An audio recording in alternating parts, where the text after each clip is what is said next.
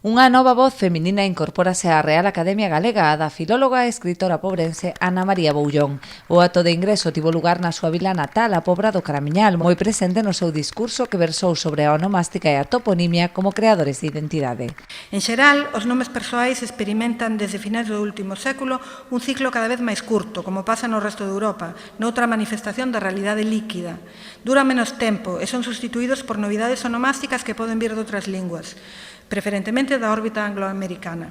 Os Christian, Jessica, Jennifer de finais de 1980 son agora Dylan ou Liam. O grupo que máis aumenta é o das formas distintivamente galegas e baixan os nomes españois.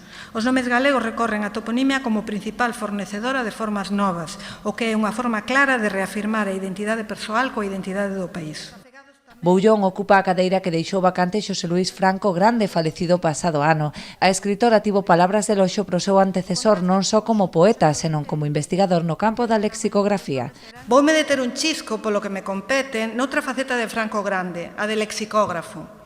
Aínda que de formación xurídica, el mesmo conta que espertou nelo o amor polos dicionarios desde novo, no Instituto Santa Irene de Vigo.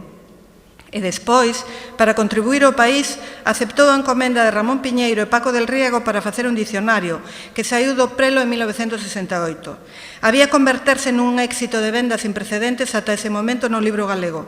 8 edicións, con arredor de 90.000 exemplares vendidos. Foi durante 2 décadas o texto de referencia dos lectores galegos.